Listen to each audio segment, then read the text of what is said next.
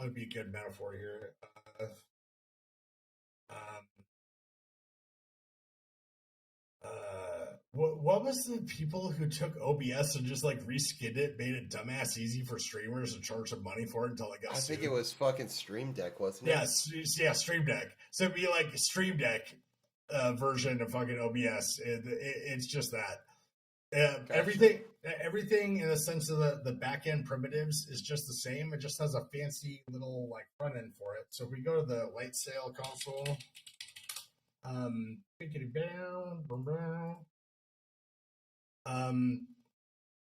light sail is if I look at the details of this instance, I have this is this Terraform key to sign in, blah blah blah, and for storage. I have 20 gigs block storage. Takes metrics. It's doing fucking nothing. And networking. Blah blah. And snapshots. And this is also pretty fucking secure just because nobody can log into it unless they have my key, right? Yeah. Yeah. Unless you have a service running on a public open exposed port that has like a remote code CVE or a Metasploit fucking sort of thing. Like, as long as you pay attention, you keep your shit patched and you're not like just raw dog bare ass to the world, not ever patching anything. And you can use Terraform to patch your shit, right? Terraform is not what you would use to patch your shit. However, what you would do is, and I'll have you do one less badass developer thing, before you fucking sign off here, right? Let's go to your GitHub deal. Mm-hmm. Let's see here. I don't need this anymore. I don't need this anymore. Nope. All right.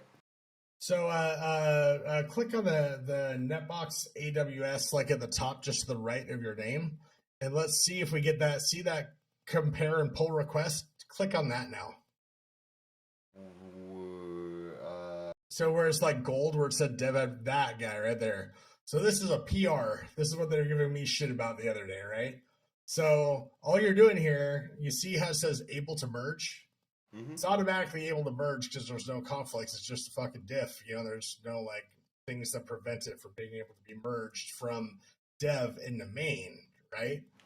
So you can do a leave comment and then merged from dev to main or whatever, and then hit create pull request. So merged dev to main. Then create pull request? Yep. And so now it runs those checks. You can comment on it. And there where it has like the whole like open deal. You can. So should I just close pull request? No, if you close it, that doesn't merge it, right? Okay. So I'm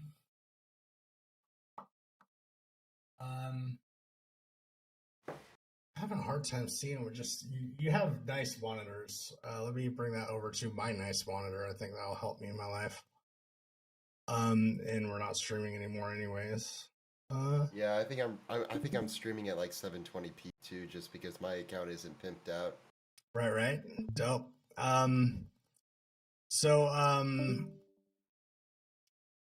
So you see there, only those with write access to this repository. So when you created the pull request there, you created it from the cranky sysadmin dev to Phil Hawking dev. Does that make sense? So you can't merge. So you're gonna want to close this one. Okay. And we'll yeah. And go back to that same. So click on the my repo. Yeah, sweet. So then there you go. Oh, I see. I was trying to merge something in your repos. Yeah. So if you and then you got to switch to dev. And when you do the pull, it's kind of confusing. The GitHub UI is not the best on this, right? But there, you can click on that for contribute. Open pull request. And then so that's to commit upstream. How about instead of right there to the right of code on the upper left hand corner, right underneath where it says the cranky system in netbox, it says code pull request actions in the upper left. Okay. Not right, left. Oh, okay.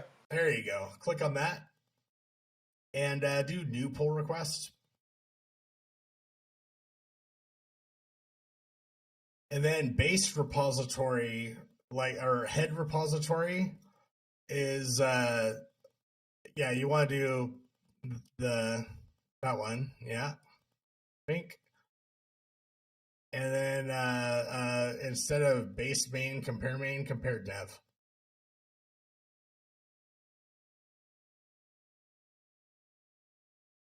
Gotcha. Okay, so then create a pull And request. then create a pull request.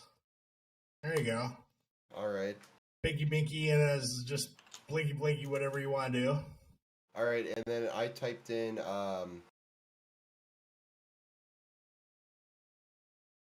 so we're going to merge this from dev to main, right? Yeah. And so PR pull request is a GitHub terminology.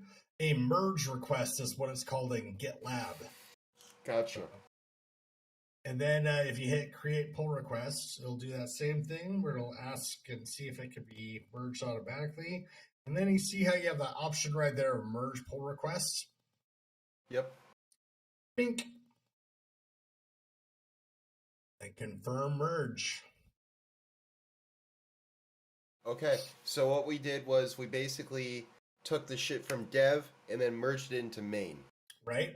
So in a perfect world, you would, and this is the way, if we weren't like crunched for time and trying to do this in like 3 hours when it took me like weeks to figure out the first time, we would have set you up with 2 separate Terraform cloud workspaces. And when you were doing your own projects on your own in the future, chipping away at the 10,000 hours, and it will take that many.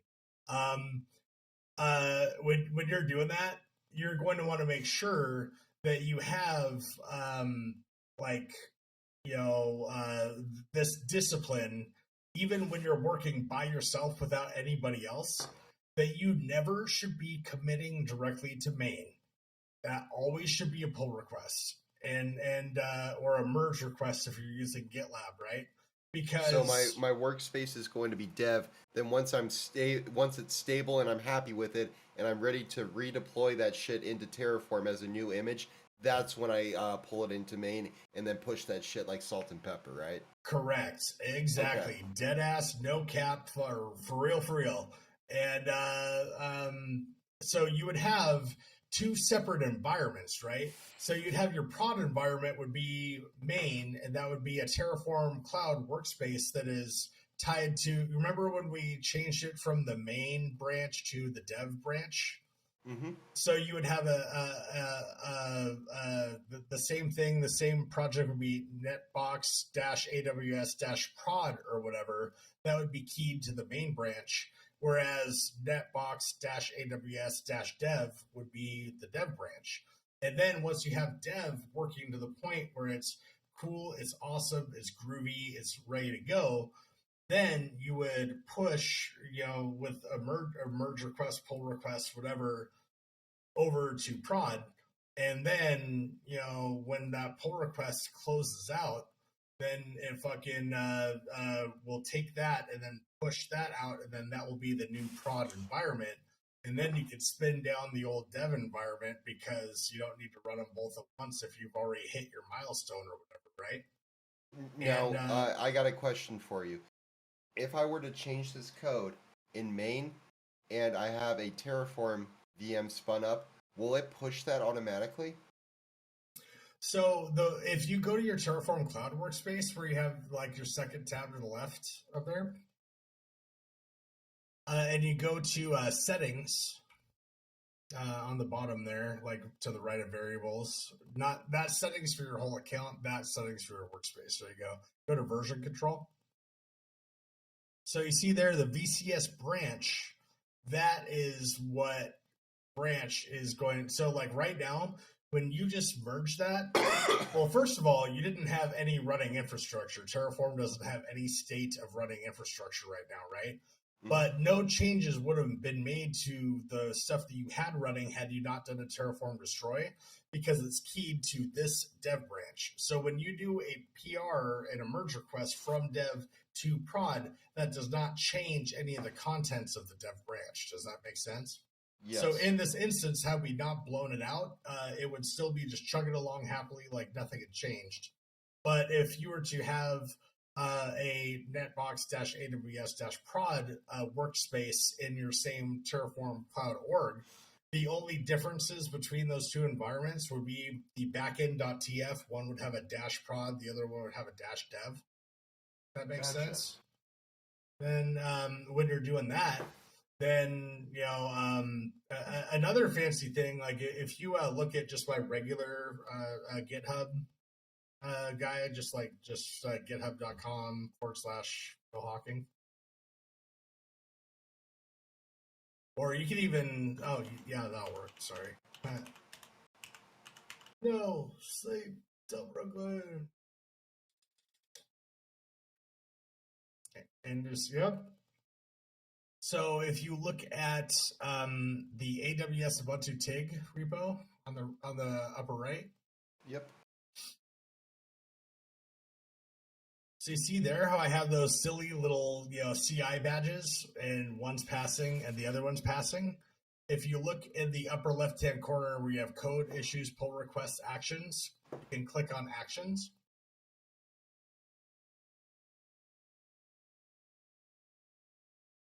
Where is that? So it's like left beyond the, there you go. Okay. Awesome. So you can see that this has workflows, right? These are called GitHub Actions, and GitHub Actions was a when they realized that for a lot of serious dev work and pipelining, that freaking GitLab was eating their lunch. They're like, holy fuck, we need to add some actions to pipelining, right? So you can see that there's this tflint dev and tflint main. And you can see if there's a failed action, you can, like with a little X through it, you can click on it and you can look at it and see why it failed. So this one failed validation. Yeah, but if you go to the bottom of the annotations, if you click on it, it will give you more verbosity there. Yeah, so you're unable to download the log. And that's probably because I ran it with the action without the API key secret, so it couldn't talk to Terraform Cloud. That's probably why I had that error, right? Gotcha. But when it's green, that means that it passed. And if you want to look and see what that test is, if you go back to the code tab. Yes. You see the .github/workflows at the very top? Yep. There you go. Click on that. And you can look at them. It's just a bunch of fucking YAML, bruh. Gotcha. Okay. So it basically just says, oh, this is the Terraform version. And then you see there where it has the secret TF API token. So when you have GitHub, you can, you see on the security tab to the right of Wiki up there, where all the other cool shit is. If you had access to this repository, if you're a contributor, you'd be able to see that security tab and see that there's those secrets or whatever, and potentially change their values if you had those kinds of permissions on this repo, right? So that's the way that you can have a pipeline that's completely public. Everybody can see everything, but those secrets are still obfuscated the same way that when we did your thing there, if you go to your Terraform workspace and you look at your variables, not in the IDE, but in the second tab on your browser to the left there. No, in the Terraform workspace, not in your GitHub code.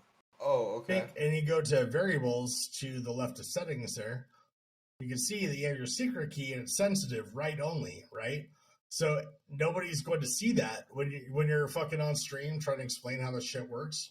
You can just be out and about doing that safely because nobody's going to see that because it won't come up. Now, Now, when we committed this, did that secret key get blown into my code? no, that's so that's a mistake that the noobs make and the companies that get punked real fucking hard. Like that's how SolarWinds happened.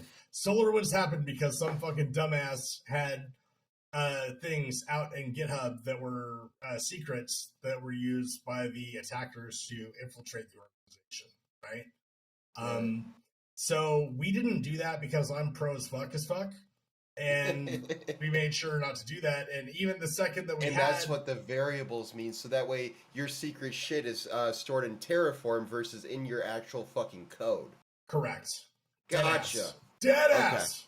Now, it is important for you to know, however, if you go to run or if you go to states to the left of variables, make sure not to click on the state. I just want you to see that you have those states. If you download those state files or you look at them inside of this interface, it will show you that secret because it Gotcha. has to be in the state file in order to replicate that state later on and to know. And that's the difference between Terraform at heart versus shit like Ansible, man. Is Ansible does not know fucking nothing from nothing. You can run the same goddamn Ansible script against the same target 30 fucking thousand times. It doesn't even know anything other than if it exits 0 or 1, right? Terraform, because it knows all of the things that it put together and it has the semantic versioning to know what is plugged to what and what touches what, you can make changes to a Terraform environment that are non-destructive changes where it can, or changes in place is the terminology for it. So like if you wanted to change this instance fucking name, it would not have to destroy and recreate the EC2 instance in order to do that, right? Or if you were to want to change the remember how we had the variable for the Bastion IP address? If you had a jump box like out in a digital ocean droplet or something that you use to connect to all your shit, if you want to lock all the SSH down to just that one IP address, you could change that value and it would change that in the security group and it would be able to do that update in place without destroying any of the other infrastructure, messing with any of the other things that are working, right? But if you wanted to change from a T2 Nano to a T3 fucking medium, then that would be a destructive change where the entire thing would have to be created and reinstantiated. Gotcha. Jesus, man. Wow, that's cool. I'm glad. I'm just glad that people can fucking withstand me info dumping this long, dude. Like that's it's probably more fun for me than you, dude. Honestly, give me everything that you know. We're doing it, dude. We're doing it, and I want to. So the best thing now that I probably could do for you is to tell you that Dan and Brandon or Ninja and Mike and fucking Alex and even Yasser or Keck that popped into our voice chat earlier on the DevOps Lounge. Mm-hmm. They're all fucking 10 times, 20, 30 times smarter than me, dude. So get in good with those guys, man. I'm like the janitor. Those guys are like the real fucking boss motherfuckers, man. Honestly, dude, introduce me to them. Yeah, dude. Well, it's kind of on you because, like, you know, like just hang out, man. Just hang out, be present, get to know people, participate. You know, when you're at work, fucking be on the Discord, John Jack with the guys, man. When you see shit, ask questions, ask 10 trillion questions. And the benefit that you get over asking all of the community questions instead of just me questions is that sometimes I'm available, sometimes I'm not. Even though I don't sleep often, sometimes I do, or sometimes I actually have to like work when I'm at work. Whereas also, even if all of us are available simultaneously, they might have insights that I don't, and vice versa, and something that might be more aligned with your use case. Just like fucking Yasser last night, dude. I was asking God. So Dave is a motherfucking Java developer for fucking Oracle, and he could not help me with my thing. Yasser does not know shit about piss about fuck about Node, and he fixed my problem in 20 minutes on the stream with me. And the thing that I've found is it's a lot different when you get out of the VAR and MSP and shitty fucking customers that don't have any money and into the enterprise space. The thing that is so much different, dude, is being on a conference bridge, Sev One, developing the community and developing the relationships with people. It's not even if somebody's that much smarter than you, man. It's the very process of the commingling of all the essences or whatever is what makes the magic happen, man. And the more essences you commingle with, fucking the better the whole fucking thing gets for everybody, not just me, but you and fucking Parrot and every other motherfucker who decides to hang out in the whole thing. Gotcha. Do you have any books or resources or websites or any shit like that that I should definitely fucking? Are we in here? So there's the DevOps channel right there, right? Looks like they are talking about that right there. Fucking, if you go up to the DevOps channel, your question was just that same fucking magic I was telling you about, the motherfucking community. I just click on the channel to look for that thing, and that is people doing exactly what I was just the same phenomena I was just talking about. So that whole repo up there, Dan Manner's home lab Kubernetes cluster, stupid. His Kubernetes, all the home lab guys, puts him to fucking shame, dude. Dan he's a senior SRE at fucking Cisco, running almost all of Cisco's customers' fucking pipelines. Damn. That guy, he just turned 30 and I'm 38. And I am never gonna catch up to Dan. I could try every second of the rest of my life. I'm not gonna ever be able to. And just what you said, man, it's so important to know what you don't know. I kind of because in his home lab, all of this shit that he runs, I've wanted to run it. So I'm going to bookmark this.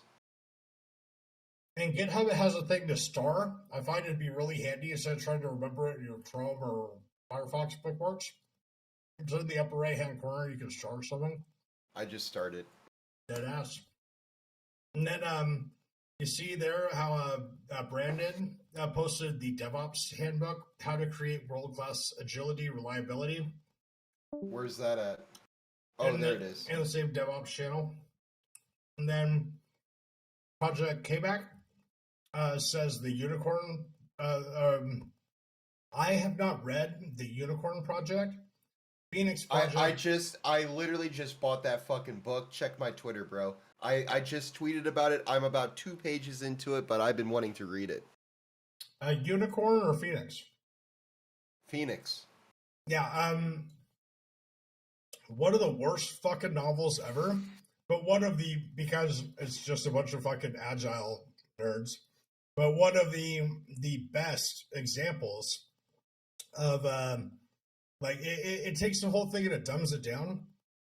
And the best thing is the fucking the board member character dude, the one who's all about the industrial engineering, is like, just because you're a knowledge worker doesn't mean it's fucking voodoo or science. You got to make it just like you're in a factory, and if you have too much product on this part of the factory floor and it's impeding your ability to do this, you have to figure out making it flow through the factory better, Right. And I bought 3 copies of that book for people at my last org. Is that a little passive aggressive? Oh shit.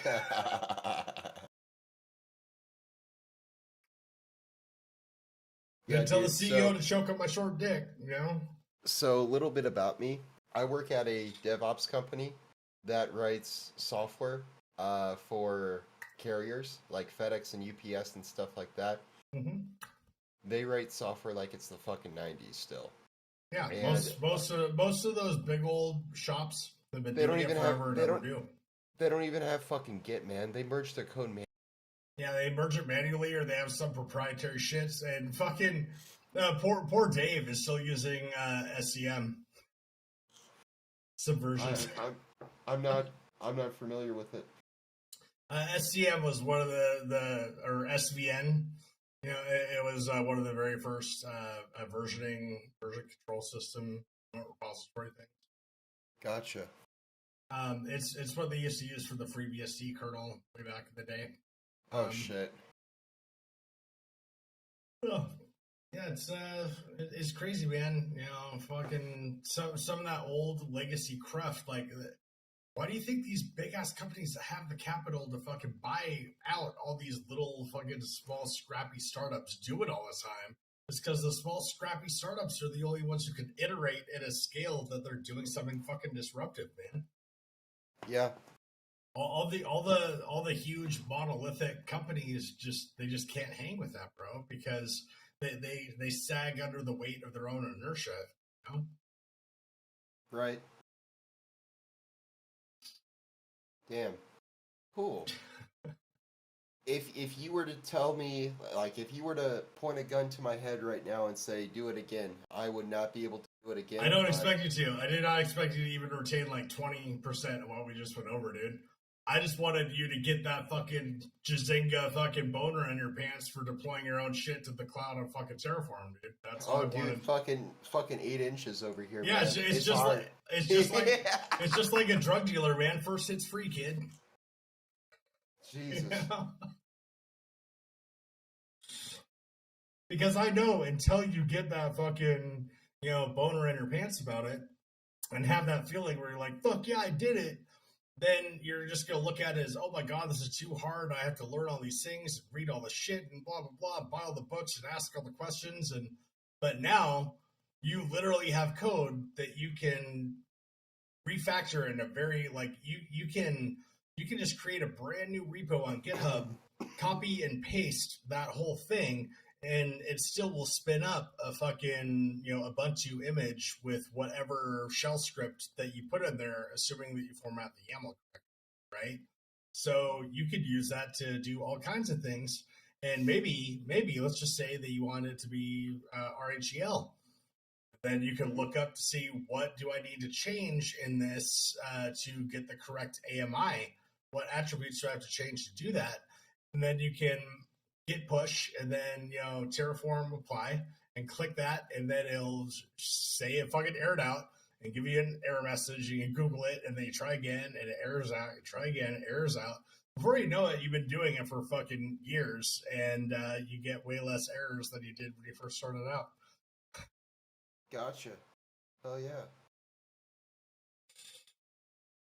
So where do I go after this at that point?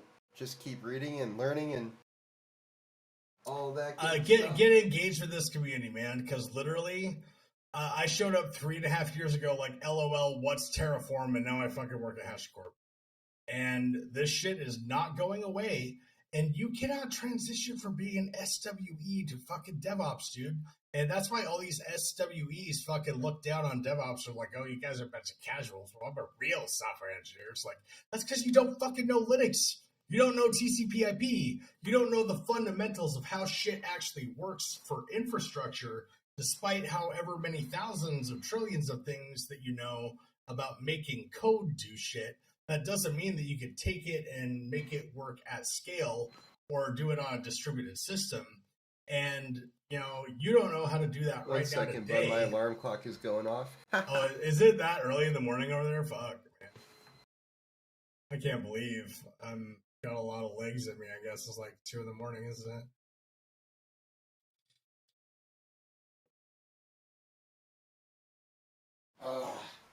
Piece of shit. Ugh. Shit, pass, Bob Saget, R.I.P.